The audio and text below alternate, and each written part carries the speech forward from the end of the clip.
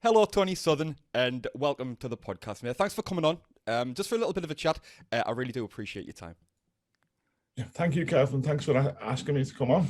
Absolutely no It's a worries at all. pleasure. I've obviously heard of you, but only recently met your acquaintance through, as we've just mentioned there, mini pool tournaments. It is great for people to have something to do during lockdown, and I know that game, especially these little mini pool competitions, when they haven't been able to get out and go to these competitions, just mini pool competitions like that, even just online, just been a way to kind of keep people a little bit sane. So I thank you for them. You've been putting on. Well, I don't know about the same bit, but we've had a few where we're still playing like 3 or 4 o'clock, 3 or 4 o'clock in the morning because there's a guy who plays. He's from Australia. We've got someone from Italy. We've got a few over from Ireland. So it's quite hard trying to arrange for the matches sometimes, but it's a good crack. The lads you've got on as well are really good players. Yeah, So yeah, you must have been training them up quite well. well, if you look at it's not an elite group. It's like a non-elite group. Some of the other guys playing, you've got the likes of Tom Cousins playing on one of the groups and other pros as well. Yeah. You know, it was as good at the online pool game as they are at the computer at normal game, if you know what I mean. Well, I think But I'll stay away from that. yeah, it's kept me saner than I would have been otherwise, shall I Yeah. say? I mean, and the fact that you're so used to putting on competitions all over, Yeah, like yeah, in real life, uh, it's probably kept you a little bit more sane of being yeah, able to kind of look after these yeah. competitions as well. It has, yeah. Yeah. So, how have you been though throughout the lockdown, Tony? As it's kind of affected people in kind of many different ways. I mean, you only recently retained your WDBS Belgian crown in March of 2020, kind of Yeah. right before everything changed and lockdown kicked off. So, Well, kind of it how's was. it all been for you? We weren't sure we were actually going to get to Belgium because it Mm, was just at the start of what was happening in the Far East. So yeah. we had to be very wary while we were over there. But then after that, as basically the day after that Liverpool game in the Champions League, Yeah. everything sort of closed. But everything's just stopped. Obviously, well, I run the British Wheelchair Tour, the BWPPA. Mm, We immediately had a meeting and said, "Oh no, we've got to cancel our events because we can't risk obviously a lot of the disability players. yes. I've got their own issues for health wise." So basically, the only time I've picked up a cue since lockdown was in the summer last year, in between lockdown 1 and 2. Yeah. We had like a charity pool event where the Northwest team played a Birmingham team, and I was on the team with Gareth Hibbert. Yeah. And just to raise some funds for the wheelchair tour, and we had Vivosco doing the refereeing, and not picking up a cue. I went undefeated all day, which was good. It was only me. It was only me and Gareth who didn't lose a game all day. It was really good. And that's the last time, and the only times in the last 16 months I've picked up a cue. Yeah. So yeah, health wise, I've been touch wood. Yeah. I've been lucky to avoid COVID. My wife's had it. She was quite bad. Oh. My daughter's had it. Her boyfriend, and then they got a house together.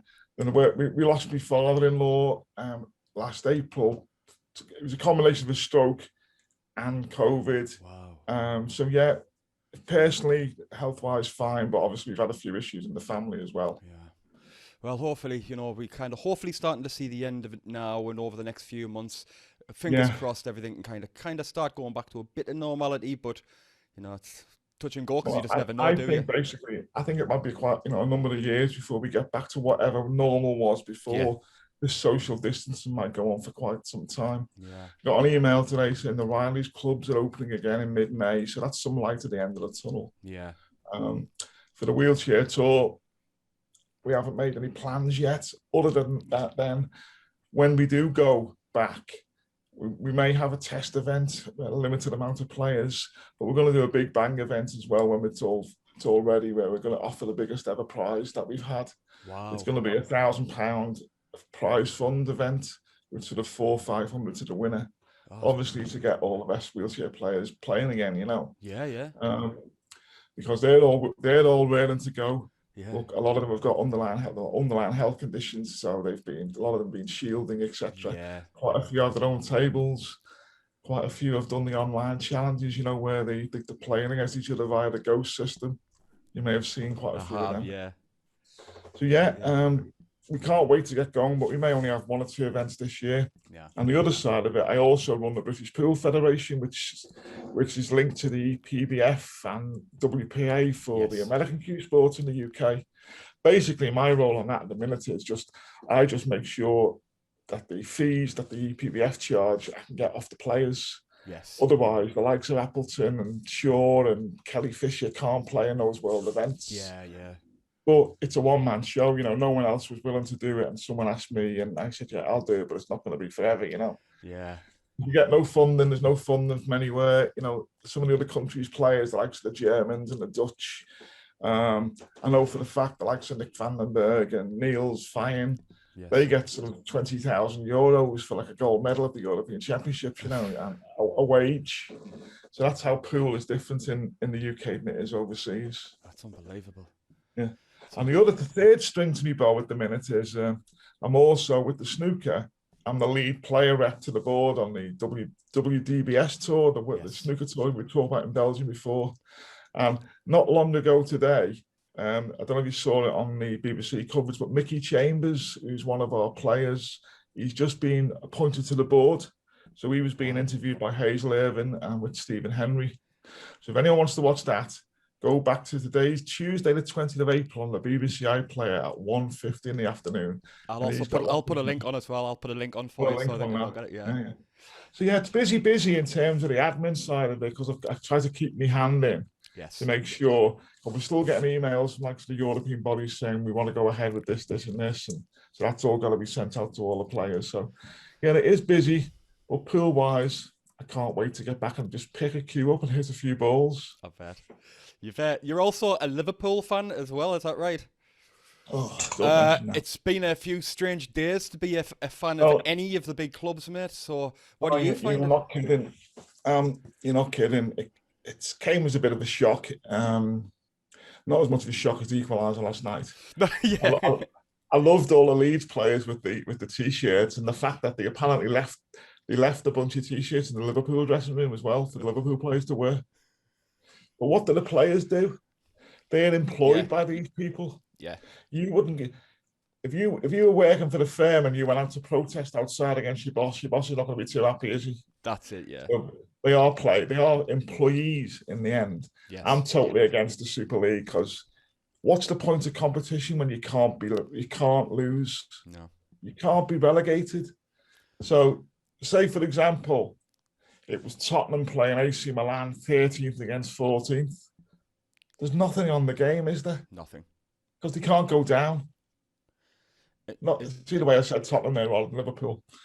They can't go down. But yeah, I probably said all the same thing when the Premier League and the Champions League started. But, you know, but the thing is, Tony, I mean, the thing is as well, because it's such a high pressure. Like they'll be thinking there's a lot of people and there's a lot of money involved. So what they'll do is that they'll be resting players for the Premier League matches, and then they'll be putting them out. So during the week, and you've got the solid fans waiting for a good team. They're putting out a weak team for these middle of the week. Because there'll be no point winning the Premier League or getting in the top four because the Champions League won't exist in that format for you anymore. So they're even threatening now that they're going to put the players may not be able to play in the World Cup, even the European Championship this summer. If they do it that quickly. So as I say, what's the point in playing a Premier League match for Saturday with a weakened team when you're not going to qualify for anything via the Premier League? No, I can't see it happening. But the likes of FSG and the Glazers, they're not football people. Yeah. All they're interested in is the dollar in their bank account. Absolutely. What can we? All we can do as fans is boycott the games, but they've got that at the minute anyway. They've got empty stadiums, and all this about losing millions and millions and millions. Well, a lot of these clubs have got billions in the bank, like Liverpool and United. So what's the big loss? Surely the gate revenue wasn't that big. Well, hopefully, like you say, it won't go through. I do have a feeling it's going to be boycotted. Every single fan club around the world who for these, they're all saying you didn't talk to us about it. I mean, don't get us wrong. I know Gary Neville comes out with some stuff over the years, but what he said the other day was absolutely right, and I think it reverberated around the country, and everyone was like, do you know what? No fans were, and football's built on the fans. Even Cantona put something on Twitter today. It's built on the fans, and they didn't even ask the fans, which is just a kick in the face.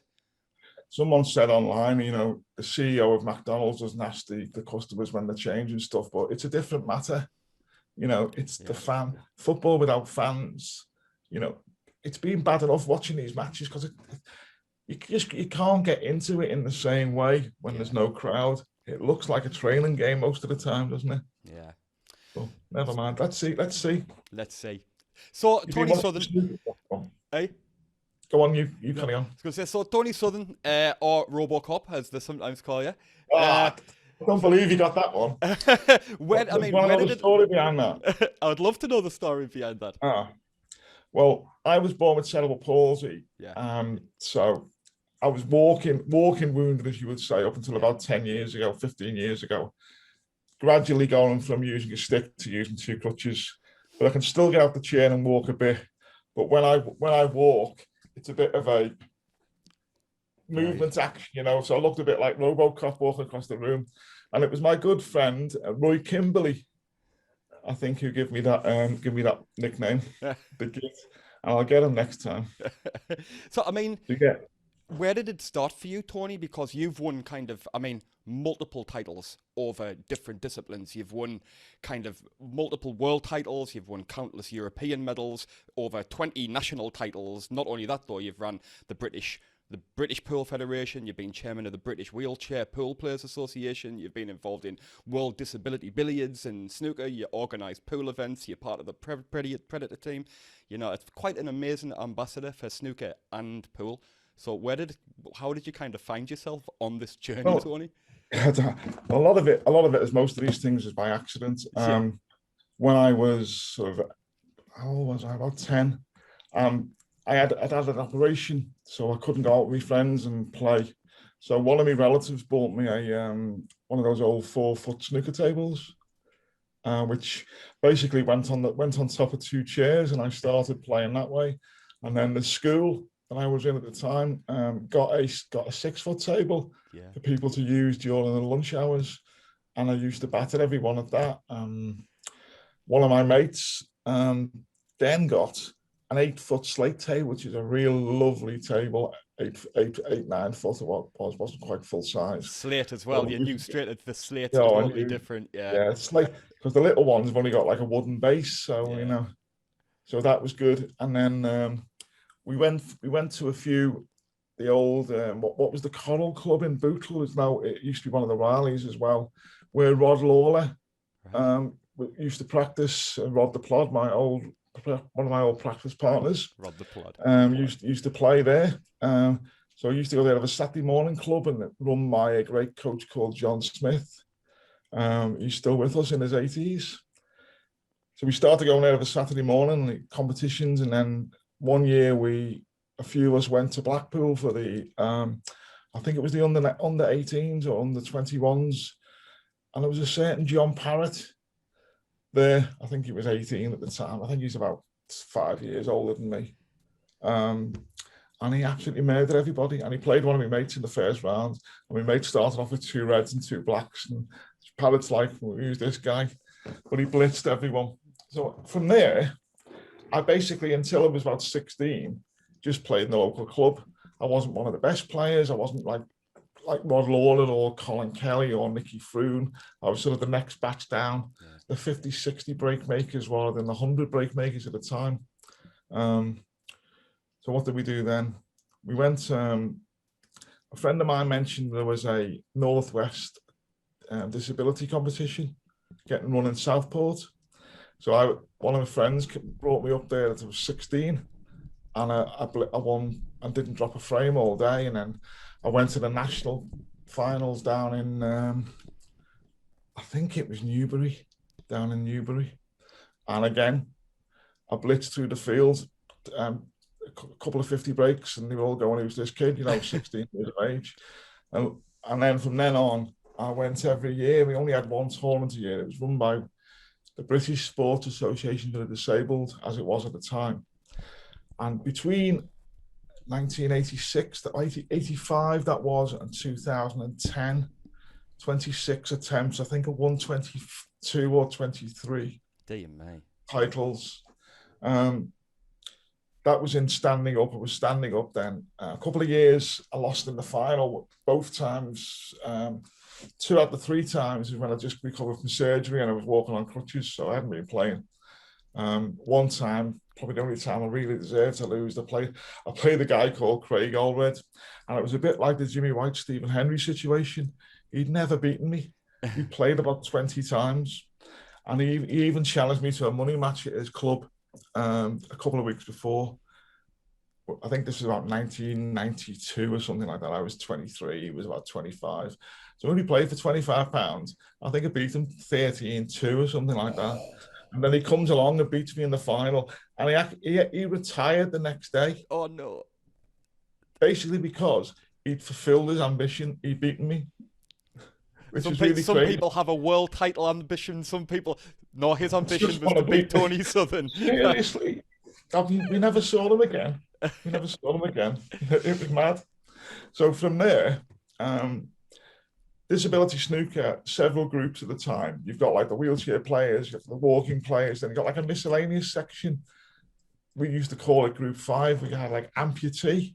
Right. We had a girl from Scotland called Zena Latcham. She'd lost her left hand, but where the prosthetic fitted in, she could screw a rest head in. Right. And lean across the table with the prosthetic. Wow. And she plays on the women's tour still in Scotland, a very, very good player.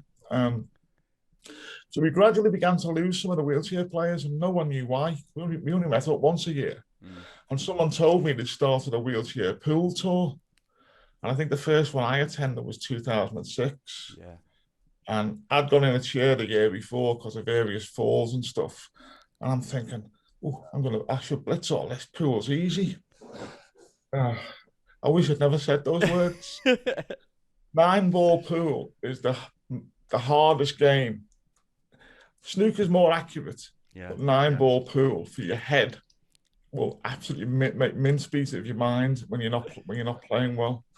I've had more mental breakdowns on a table playing 9-ball than I ever had playing snooker. I've had a few people say that. Oh, so I joined that tour. That went from strength to strength. I played on a GB9 tour. Yeah. I was the highest ranked wheelchair player. I was in the top 32 on the GB9 tour, so I had some decent results. But the trouble is with pool, there's not a lot of money in it. So unless you get into the quarters or the semis every time, like Melling and Appleton and Mick Hill and all them, Carl Boys, you're not going to make any money out of it. So I stopped doing that. So I'm basically doing the wheelchair tour now. And then that's the wheelchair tours we've developed since then, and we've had about 50 players play on it over the years. Yeah. We go to Europeans and World Championships. I've still not got a European gold medal after 4 or 5 finals and about 20 semi-finals. There's some great players who would really hold their own in the pro game. You know, the likes of Henrik Larsson from Sweden, not that Henrik Larsson. Yeah. And Joni Tati from Finland, Fred Dinsmore from Ireland, all have played and beat good pros. Yeah. And then, were you a fan of snooker and pool growing up, Tony? Did you watch? Oh yes, I was. Alex Higgins was my hero. Yeah, I was going to say who were your sporting idols, but Alex is. Pool wasn't. Pool was something I played. My dad was. He was working as the manager of the Bootle Football Club social club. So they had a pool table in there, sort of 20 pence a go. And they used to hate me playing. I'd go on at 12 o'clock, put a 20 pence in, and it was winner stays on. And several times I'd still be there at 5 o'clock when the place shut, and no bugger had beaten me. And the fellas in there weren't too happy. So I played for a few pool teams in there, played for a few snooker teams. So in about 2012, the disability tour, disability snooker stopped. It had moved over to the English Federation for Disability Sports, but all the funding was cut. Because the idea of the coalition at the time was that the governing bodies of the actual sports should take over the running of all aspects, the pro, the amateurs, the ladies, the disability, but no one wanted to take it forward. Right. And I was contacted by Clive Brown, who was the tournament director for a lot of years for Disability Snooker. So we went to a meeting down in Sheffield at the academy place where they had the qualifiers. Me, him, Jason Ferguson from World Snooker, a couple of other disability groups, and that's where the WDBS came from. So it started in 2015, and we're going strong 6 years later, hopefully getting stronger and stronger. So at the minute, I'm world ranked #1 in the snooker the wheelchair. I current world champion at wheelchair black ball pool. Unfortunately we were supposed to go to Australia last winter in November, but that got cancelled obviously because of the pandemic. And American pool, the closest I've been is a world quarter final. I think I've won 10 BWPPA events and, as I said, about 15 European medals. So that's the one itch I've got to scratch yet. I want to win a European or a world gold, to make it 3 sets. Because Fred Dinsmore beat me to it. He won the world black ball 2 years before me. He's won 3 9-ball world titles, and he won a sort of World Open wheelchair snooker about 20 years ago, but it wasn't a very big event. So he always says he's the only one to win 3 different events. Him and Kelly Fisher, I think, and maybe. Yeah, because she's won across 3. She's won snooker, billiards, and she's won American pool as well. I think Selby's only 9-ball that he hasn't done. I think Selby, it's only the 9-ball one he hasn't done. I think he's done the pool. Mark Selby. It's only the 9-ball he hasn't done. Yeah, he's done 2. He's done the pool and the snooker, but he hasn't done the 9-ball yet. No, and he doesn't play anymore. He's played a few. Like Dan Appleton, he's obviously won he's won Chinese snooker, but Chinese pool, but he's not won an English pool. He lost in a few finals. Melling as well. Mick Hill, only one. But I think it's Dinsmore and Kelly Fisher, the only ones who've won across 3 disciplines. So that'll be a nice feather to have. Wouldn't it just? I'm getting a bit older than the tooth now. I'm 52, and we haven't had a world championship for 3 years because there's a country's got to bid for it. You see. Yeah. And unfortunately, when it went to Russia and China, they only bid for the junior games. So we're trying to find someone to hold the world championship again this year, or hopefully 2022 anyway. I mean, looking at your record, Tony, at pool and snooker, I mean, you've had kind of just an insane amount of success. Was that immediate, or did it just you just start winning straight out the gate? I did at the snooker and the English pool. Yeah. As I say, I've never played county pool, but I'm sort of county level to upwards, I've never had the time to play. I captained snooker teams, and that was enough. The time you take captain snooker teams. So I'm more of an individual now. So on the first 2 World Pool Championships I went to, I won.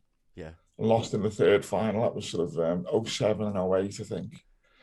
But American pool, it took me. I started playing in 2006, and I think I got to 7 finals before I won one. And then I won about 6 out of the next 10. Yeah. But again, we got some sponsors. We got sponsors from like Predator, which I'm sponsored by them, as you mentioned before. Yeah. So the #1 at the end of the year got another new cue off Predator, and twice I went into the last event as #1 and ended up getting pipped on sort of frame difference or something, Oh. So yeah, it's more difficult in the American pool side. It didn't go. I was competing. I was competitive within about a year, but after I got proper American pool equipment, because I only went with my snooker cue originally because I didn't know what to be using, Yeah. So within 18 months, I was getting to finals, and within about, it took me 3 years to win my first one. So do you have different cues now for each different discipline that you have? Yeah. I've got a Predator cue, the carbon shaft, the Revo one for me American pool. I'm sponsored by Tiger Cues of Warrington for my snooker cue. Yeah. Which I use for English pool as well. Sometimes I'll use my American pool cue as a break cue for English pool. Yeah. But it depends, because the more cues you bring with you, the more stuff you've got to lug around. Yeah. But when you go to the Europeans, it's 10 days. So I've got like a big cricket bag that goes on the back of my chair. So the more you pull in it, the heavier that is, you know what I mean? Yeah. Do you set yourself goals when you started your career? Did you set yourself goals, Tony, or was it kind of just to win a title and then just kind of go from there? Or did you think, you know what, I've got something here, I'm just gonna keep going? Well, I didn't know what the standard was, how I was going to get on at the disability snooker when I was standing up. Yeah. And I think the second year, I was hitting sort of 40, 50, 60 breaks in practice. I didn't get my first century till I was about 20, 21. So I was looking at disability snooker at the other players and thinking, yeah, when I was there, yeah, I can beat you guys. And I did. I think the third year I got an 87 break at the tournament. And I think in best of threes, that's not bad. I think it still stands. That still stands as a record for disability snooker.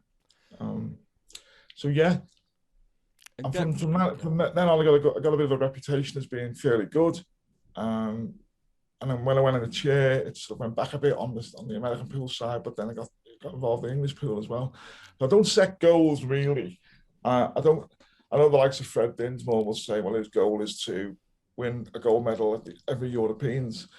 If I say, well, I'll probably say, well, mine would be to get to the semis of each event or something like that as a starting point. But I don't sit down and go, this year I want to do this, and this. Yeah. I'm one of those strange players. As soon as I pick up my cue and play my first shot, I know how I'm gonna play that day. Right. You know the way the cue feels in your hand. It's sitting nicely. It's moving smoothly. If it feels like it's someone else's cue, you're gonna have a bad day. Yeah. If you get your cue and it just fits nice, you think, oh, it's gonna be nice today. It's gonna. Yeah. Some days you can just absolutely get right in position first time, and you think, ooh, I've not done that for a while. Especially now with everybody with the fact we're not playing. So regarding practicing as well and work, I mean, I know that you mentioned before you had a job as a civil service. How did you used to fit the time around the practicing as well? Because obviously with the fact that you were playing so much, you must have had to keep to like a high level of practice. Well, to be honest with you, I didn't. Yeah. As I said, I used to just turn up and play most of the time because of the time factor. I'd probably throw. I've been good enough to have been sponsored for practice by Riley's for the last sort of, must be going on 25, 30 years now. Yeah. Since they gave me a cue to go to the Pontins Pro-Am when I was at university, because I was playing for their team in Preston. They've had about 6 different levels of management changes since then, but I still get sponsored time, so I can go whenever I want. But even when I was doing that, I probably only managed to 2 hours once a week, you know what I mean? Right. Just to keep my eye in. Because I was never that sort of person where if I practiced for 10 hours, if I was playing badly and practiced for 10 hours, I wouldn't suddenly start playing great. Right. As I say, I could wake up the next day, start a game, feel good, and play like Ronnie, or turn up the next day and play like Ronnie Corbett, I mean, you've been able to do what other, like people can't. You've been able to go to different disciplines and have great success. What we mentioned before, 8-ball world champion, snooker world #1, highest ranked wheelchair player on the GB9 tour, as we mentioned. Now, Chris Mellon has been able to do that. Although people like Darren Appleton have said that they'd rather he just stuck to one and left it at that. Does changing table sizes and Q-tip sizes bother you, or is it just been you've done it for that long now? It's just kind of like, it's just another day at the office for you. Oh, it's just another day at the office, just second nature. And, obviously all due respect to them guys, because it's talking at sort of Chris Mellon's level, which is way above my level, even though I'll probably give him a decent game. That couple of percentage that he's losing at snooker by playing the other ones is probably, it's probably the difference between him making it. Whereas at my level, which if you were translating, which is a bad thing to do, if you were translating my level into sort of men's level, which you shouldn't do because you wouldn't translate women's level into men's level, it's probably county level, you know what I mean? Yeah. So at that level, you can probably adapt better and still succeed than the likes of Chris doing all three. Because I always thought, when he went, I think I was one of many who won a few quid when they had the odds on Q School. When Chris went into Q School, they had him something ridiculously like 25 to 1 to qualify for the tour. And I think everyone bounced on that, I know. So yeah, it is hard. It is hard to do, but I think at my level of sort of ability compared to the pros, it's a bit easier than the likes of Chris or the likes of Darren or even Mark Selby. But I was there when Mark Selby won that world pool title against Darren, because he wasn't a top ranked snooker player at the time. I think he was only about number 40 or 50 in the world at the time. Yeah. But that proved to him that he could win something, and he went on from strength to strength, as we all know. Slightly. Just a bit. So what do you find to be the most challenging, Tony, when you're playing pool and snooker? and having a disability, because kind of like specific shots, I can imagine Yeah. a shot where you maybe have to use the spider would be really tough, or a jump shot on a 9-ball table having to Yeah. elevate cues and stuff. Well, the easiest game to play from a chair in comparison to an able-bodied person is English pool. Yeah. Because you really don't need any changes other than if you snook it over the ball. American pool, as you say, the jump shot is very difficult. Although I can jump from a sitting position, you jump to hit the ball rather than jump to make the ball and position like the likes of the big, the top pros do. You're using the rest a lot more. We have some really good extended rests that we've had. A guy called Mike Murphy at EasyQ done a load of rest heads for the tour, and basically it involved putting sort of a what's it called, a quick release on the end of the rest with different rest heads. So we had the cross rest, we had the K rest, and we had the spider and stuff. So you basically pop on and pop off. If you ever remember the Nick Vandenberg shot at the Moscone Cup the other year? Yeah. That jump rest was mine. Was it? I lent that to Darren. That's brilliant. I lent that to Darren. And then Nick was looking around for something to use to play a shot. And Darren's gone, hey, there you go. Yeah. Mike Murphy made that plastic X for jump shots for wheelchair players. That's brilliant. So there's loads of adaptations. Everyone can play. Yeah. No matter what your ability, from being able to pop 1 or 2 balls to hit the century break, there's opportunities in disability snooker, disability pool, and disability American pool as well. On the American pool side, the jump shot, as I say, but you use the rest a lot. And obviously snooker, 12 foot by 6 table, you got 72 square foot of area there, and you're basically sitting at a height of. There's rules to say that your backside can only be a certain height from the floor. So you can't sort of have a chair where you really sit like you're standing up, basically. Right. You've got to be, I think it's sort of 26 inches. So you basically got to be able to form, a normal stance. Although some players, as you might see, play like that. So you can't get an advantage over other wheelchair players. Yes. Some able-bodied players have told me I've got an advantage because I can put my brakes on, where they can't put brakes on the leg. They may move a little. Yeah. And I said, but you're not using the rest on every other shot. Yeah. Snooker-wise, I have had, when I was standing up walking, I think my highest break was 130. I think my highest break sitting down is about 70 odd. Yeah. But that's the equivalent of when you're using the rest all the time. That's the equivalent of getting a ton if you're standing up, because it's so difficult. 130 is a cracking break to get. Yeah, I was 21, 22 when I got that up in Preston. And one year, I got playing the league matches in Liverpool. One year, I got 105 in a one-frame league match. And it only got the 3rd highest break of the season, which was quite good. So, they're the limitations. Yeah. And obviously, some disabilities, people get tired. I've had back issues, which was nearly going to retire me a couple of years ago. I did actually announce my retirement, but then I got some help in terms of cortisone injections, which helped a bit. So I was able to carry on playing. And that's one of the reasons why I don't practice. Right. I may have an hour or two, but when I know there's a tournament, because if I practice and hurt me back, then I can't go to the tournament, you know what I mean? So you might do yourself a damage by practicing. Yeah, exactly. Right. I'm better off physically turning up at an event, seeing how it goes, if you know what I mean. Yeah. I tend to do now anyway. So, I mean, you won the World Wheelchair 8-Ball Championship in 2007 and 2008. I mean, it's hard enough to win one world title, let alone kind of retain your title. It must have been an amazing moment for yourself to be kind of classed to kind of say, "Wow, I'm an actual world champion here." I mean, what's it like? What's it like? Because obviously, I'm just a pool player. It was great. And the first one, I was lucky enough that my wife and my 2 daughters were there to see it as well. I think they were sort of 8 and 4 at the time. I've got some great pics of my little one holding a trophy. It's nearly as big as her, Yeah. I did get to the 3rd final in the trot as well, but I lost to Gary Swift, good friend of mine. Yeah. And then, unfortunately, the split between black ball pool and world rules. Yes. We got banned from playing in the World Rules one because we all went to Ireland to play in the black ball in 2014. But then I got to the semis, I think, and then the final, and then the last one in 2018. I was lucky enough to win. So I've won three individuals and one doubles.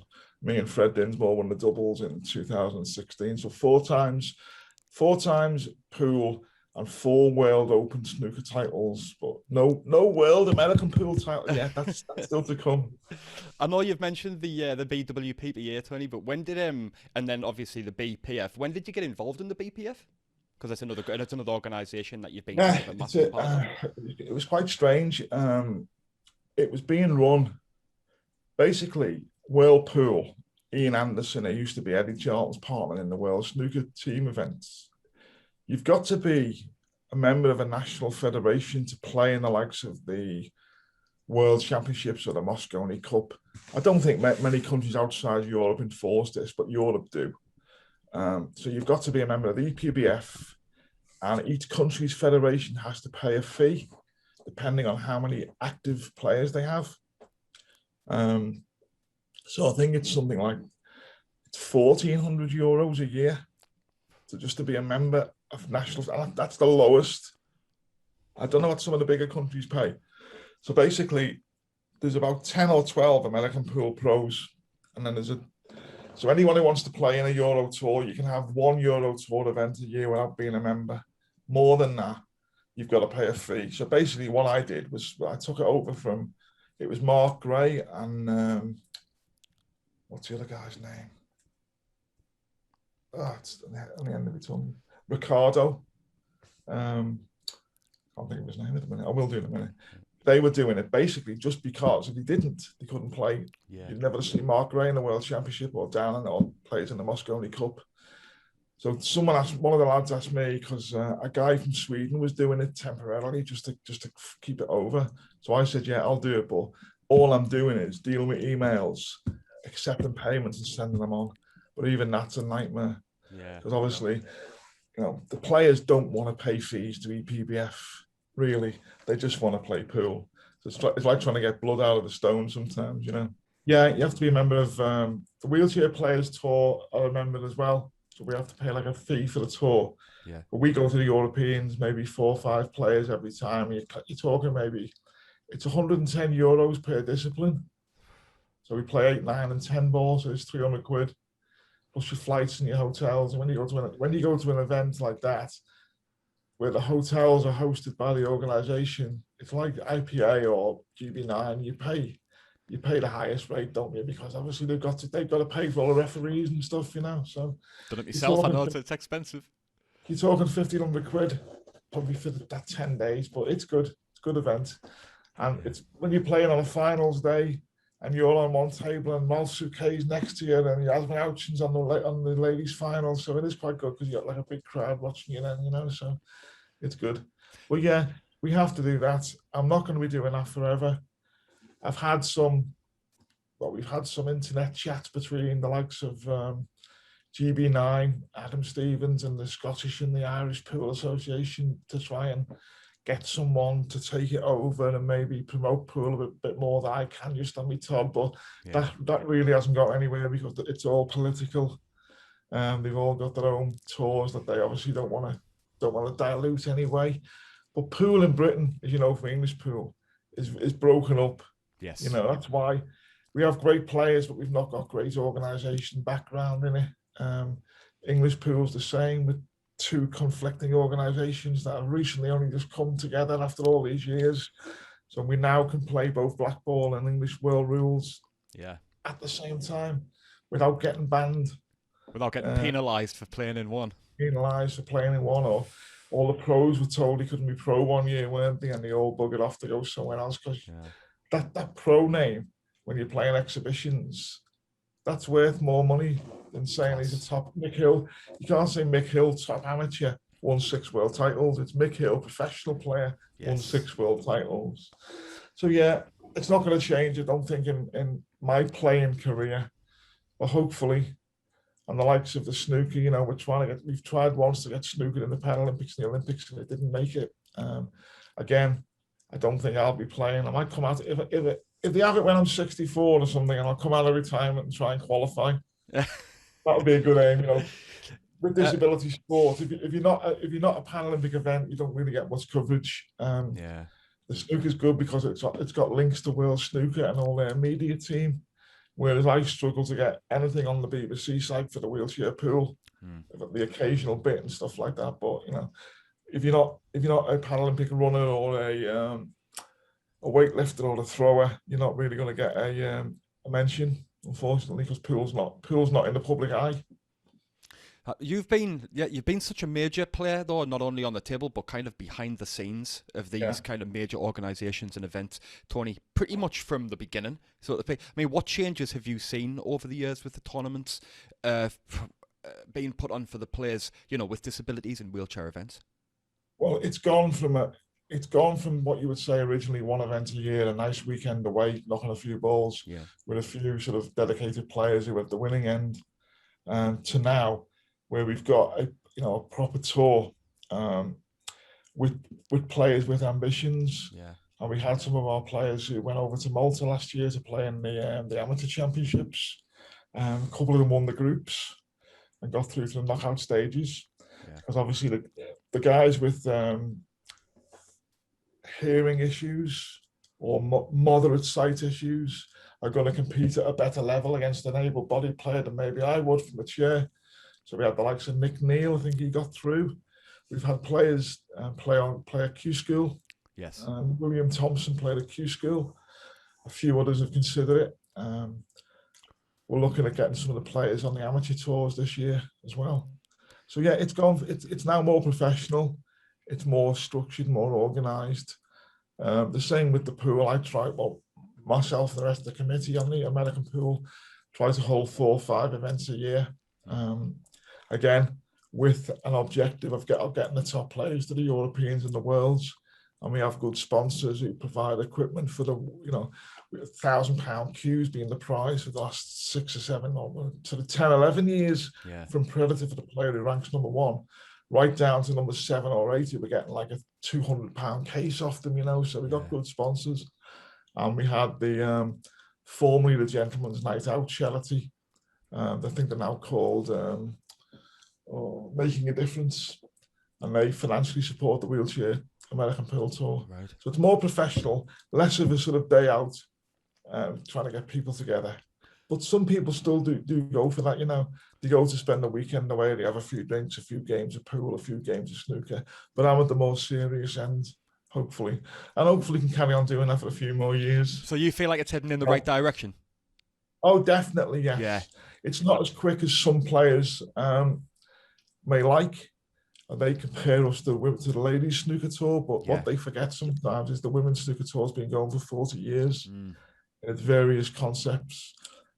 WDBS has only been going for 6 years. Yeah. So look, we've got to sort of, not to call a disability phase, we've got to sort of walk before we run. Yes. If you know what I mean, So, or push before we go faster. Yeah. What do you think's needed then, if anything, to kind of bring more attention to the wheelchair pool and snooker events for people with disabilities, Tony? It's the publicity side of it. It's getting engaged with the sponsors. I write to sponsors and get very little replies. New companies. I know WDBS they're always talking to potential sponsors because they've got the links with World Snooker. The English pool side of it is still a bit of an add-on. We are an add-on in terms of the World Rules 1. I think so. They got grants off the Blackpool Council or something for hosting our event. Right. So it's not really an equal event there. The American pool, European-wise, is definitely level because we play the European Championships at the same venues at the same time. One of the few sports, I think, maybe the only sport to host a wheelchair event alongside at the same installation as the able-bodied players. I can't think of another one. Really, I know they had some athletic events for the wheelchair races at the Olympics, but the event itself, the Paralympics, is separate. Yes, I'm sure the Europeans are the only one, and some of the pool events as well. Mate, you're heading in the right direction, definitely. Yeah, I mean, well, hopefully. Especially the snooker. Yeah. I mean, you're a three-time World Disability Billiards and Snooker event winner, as we mentioned before. You know, you won the 2019 Belgian Open and then the UK Championship in 2019. And as we mentioned before, you completed successfully completed the defence of your Belgian crown in 2020. There does seem to be a lot on the calendar for you, Tony. I mean, especially as you play pool and snooker. So, do you think everything, hopefully, once everything opens up again, you know, that'll kind of start getting back to as busy as it was prior to the lockdown? Well, hopefully, because I had a very busy 2020 lined up. I had prior to the pandemic, I had 6 or 5 BWPPA events, 4 or 5 snooker events, the European American Pool Championships, the World English Pool Championships in Blackpool, the World Black Ball Championships in Australia, and whatever else came along. And I've also been running a series of Northern Pool events. I've a 6 series events in Manchester and Liverpool to get the game building up in this region. So yeah, I probably had about 25 events planned for 2020, and I went to 2 of them. So it'll probably start gradually. Yeah, we're looking at maybe hosting at least a BWPPA event this year. Nice. Hopefully there'll be a snooker event. I don't think there'll be an English pool event. And there may be some northern pool events. So it'll be small steps to make sure that everything's safely done as much as we can. You've mentioned, we mentioned all of the success that you've had at pool. I mean, like you say, you've had 23 UK snooker titles, 4 World Open snooker titles. Which has been your favourite moment in your career so far, Tony? I think my favourite moment was winning the Black Ball World Championships in 2018. Yeah, because it was in Bridlington, in front of a very big crowd, including Stephen Lee. Yeah, whose son was playing for one of the other teams, one of the England junior teams. So yeah, that was probably the best one, because the guy Yvan Chouek from France, who had played in the final, had beat me in the group stage. Right. And when I was looking at him, I thought, you're definitely my main rival here, but I need to up my game. But I played as good as I can in the final. I knocked. I think the winning shot was something like I had the white ball on the ball cushion, and the black was like on the equivalent of the blue spot, and that was up in the top right hand corner for the win. And never touched the sides. I don't know how I got there in the first place. You know, it's been a bad shot to get there. So that was for the pool. For the snooker, it was definitely winning the first title of Belgian Open in 2019. Not only because it was the first one after 3 or 4 finals, because the guy I beat was the local Belgian champion. Right. And we have quite a history, not a good history, because he was, how can I put this? He was disqualified from the European pool championships for cheating. Right. I think it was the year before, he got a black card, which meant he was found to be using a silicon substance on his gloves. Right. Which he was putting on the table. I don't know if you know, but when people are practicing on a slow table, if you put silicon on the cue ball, it makes the cue ball spin round better, like you're playing on a really fast table. Right. But he was doing it in the event, and he got found out and got disqualified. But it was my game in the quarterfinals of the 8 ball that he got found doing it. So he got disqualified because he then served, or he found he couldn't do anything further under the rules. So he was then allowed to play in the snooker. So in his own club, this was, and a final victory over him was very sweet indeed. Very sweet. Yeah, very sweet. And just to round that up, we've done and snooker is probably the snooker one. I've done the snooker one, I've done the English pool one. American pool,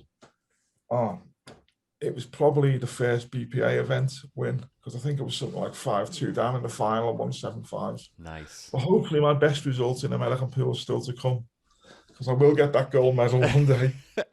You've also travelled all over the world as well. I mean, you mentioned there. Where have you enjoyed travelling to and playing the most? I've been all over Europe, about 10 countries in Europe. South Africa. Nice. We went we went to South Africa for the 2013 nine-ball championships with the juniors.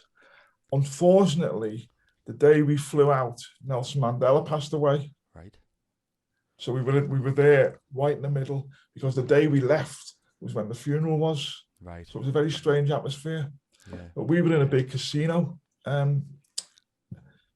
over there, because of the troubles they have at some of the townships. The big casino is walled off, and you can't go anywhere outside it. It's like a fortress, you know.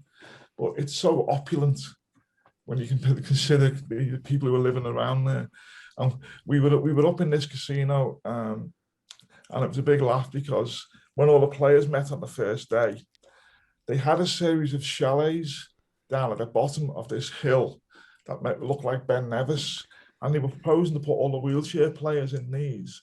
And then we had to get up to the top of the hill each day to play our events. And there was this big black guy from America. He was a former army sergeant who'd been injured in battle. And he must have been 6'4" and about 22 stone of muscle. And he couldn't get his wheelchair through the door. It was that big. So we all protested, and we all ended up getting moved to the casino hotel. Me and Roy Kimberley got the presidential suite. Nice.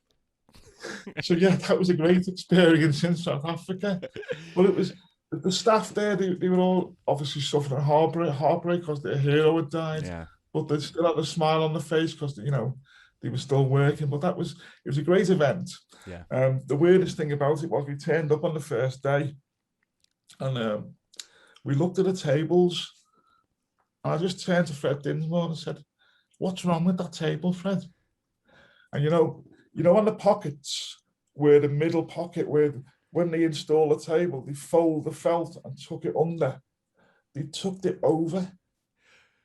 So every table had, like, on the corner of the pocket, had a triangle piece of felt popping out that way, popping out and glued to the side. No.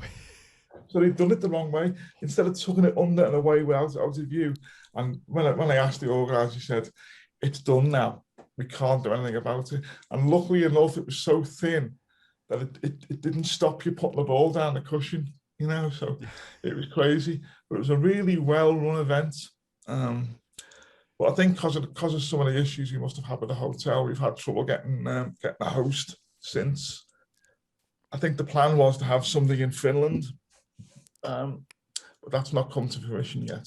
Yeah. We have another good event. We have the Malmo Open. I don't know if you've ever heard of the Malmo Open.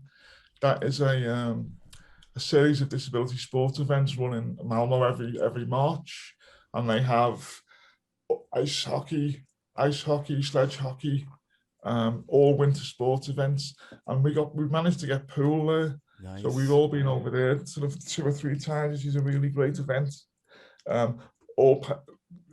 Like a Saturday night banquet with like 1,000 people there in front of the Lord Mayor and one of the all the dignitaries in Sweden, which is very nice. So the Europeans see it more of a sort of professional level than they do in this country. You know what I mean? So I hate to ask this: what's been your worst loss? Is there any that stand out? The disappointing losses. I know you've been involved in many finals, but which one stands out? The first snooker one I lost to Craig, as I said before, when I was fairly young. But one of the European 9-balls finals against Fred Dinsmore, because I had a really good chance to go 6-5 up and missed it, and ended up losing 7-5. The next one I played with Yorny in the final, I was 4-0 down and got back to 4-all. Then they put the shot clock on, and I think I did a time foul, which cost me, getting further ahead. English pool, probably losing the third final, going for the hat trick. But no one is perfect. Ronnie's just lost 5 finals this season. You've just got to take it on the head. I'm not the world's greatest loser. I'm not mellowed as I've got older in that respect, unfortunately. I'll tell you about one loss. The World Championships in where were we in Finland 3 years ago, quarterfinals, and I think I'd come back from 6-2 to 6-all against Roy Kimberley, and I played a shot.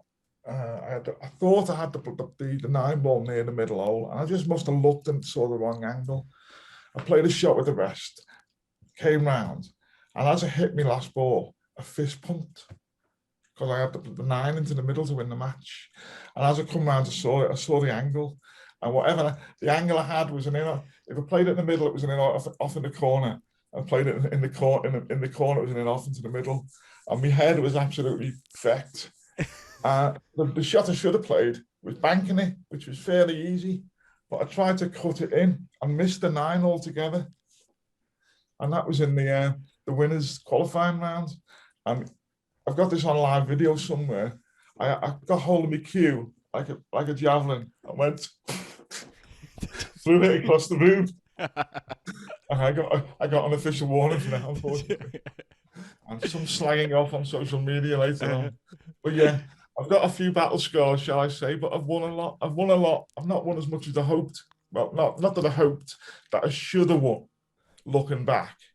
But I've had a really good career playing, you know. Yeah. So what do you like to do when you're away from the table, Tony, apart from mini clip pool and supporting Liverpool?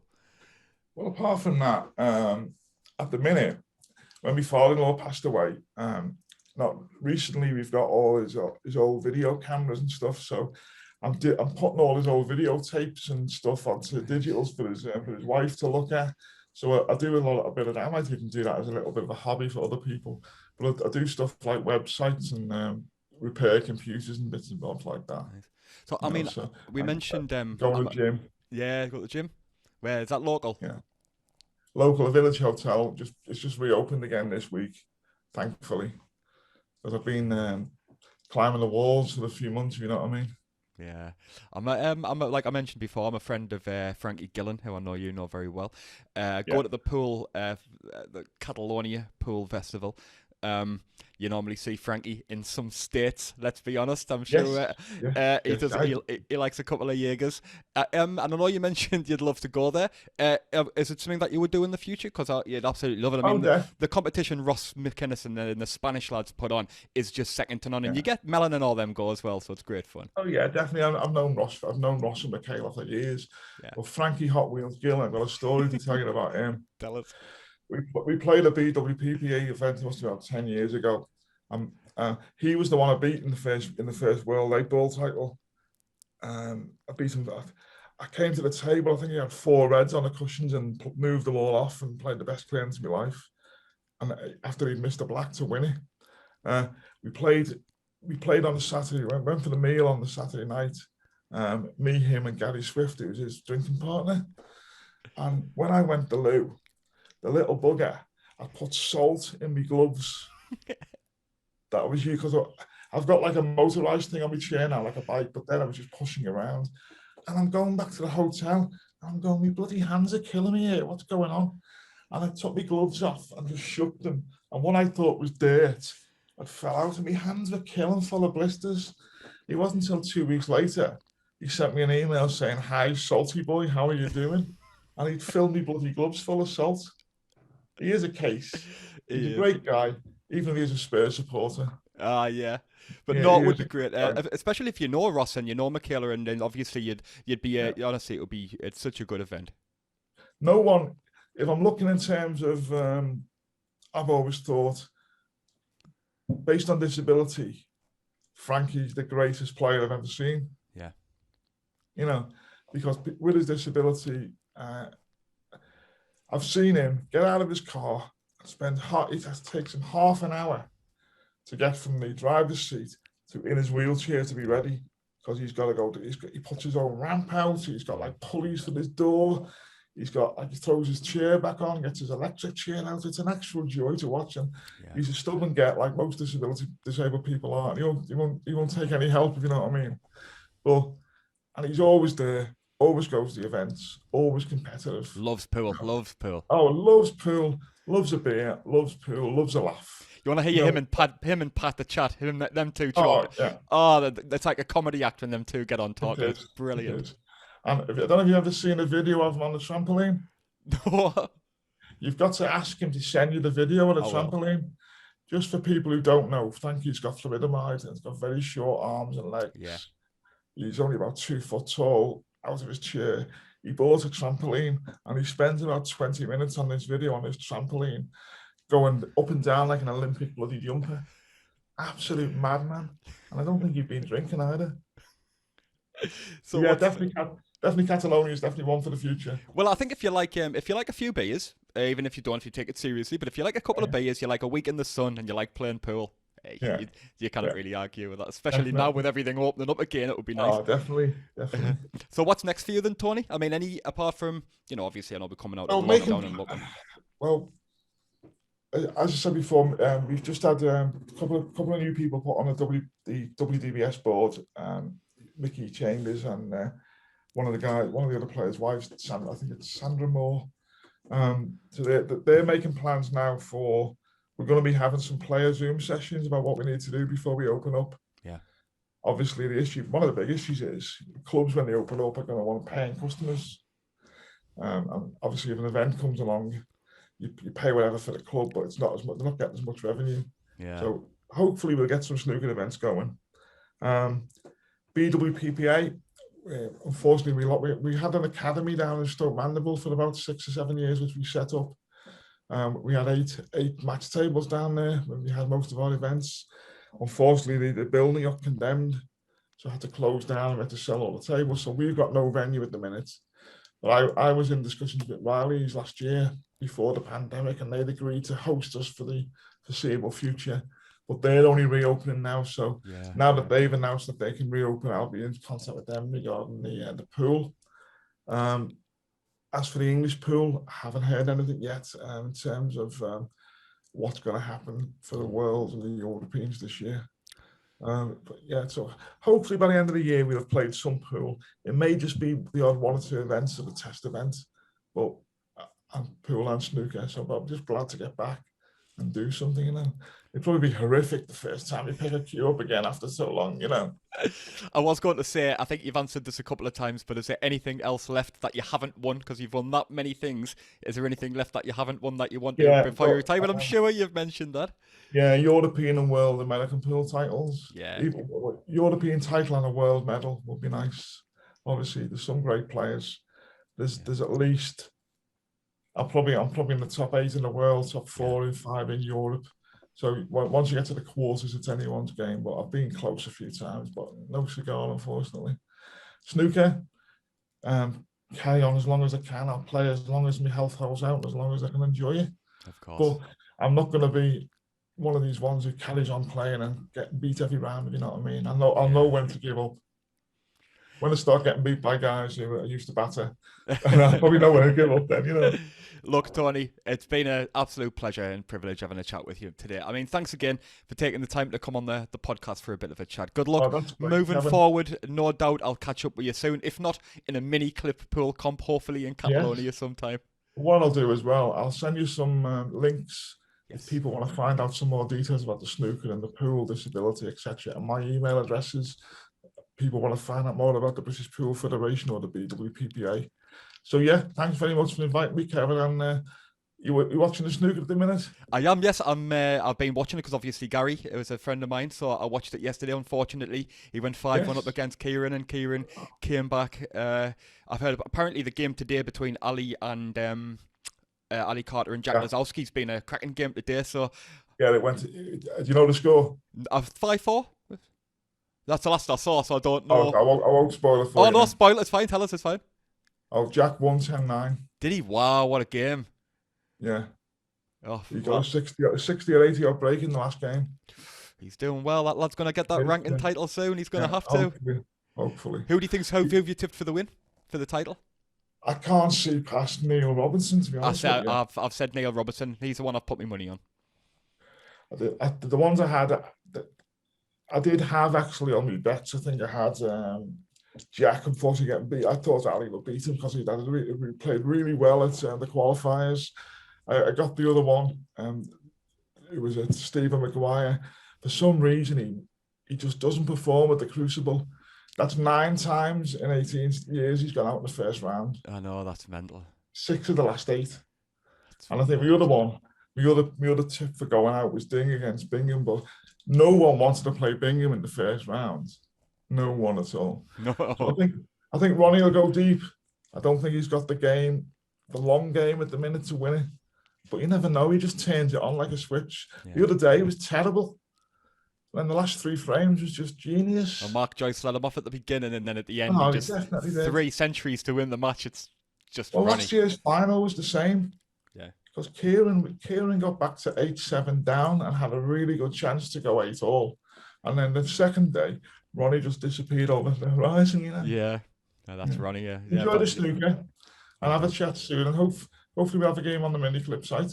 And if not, well, hopefully I'll catch up with you soon somewhere, and we'll have a beer and a game of snooker. All right. Cheers, Kev. No worries, mate. Take care. Thanks, everybody. Bye-bye. Bye.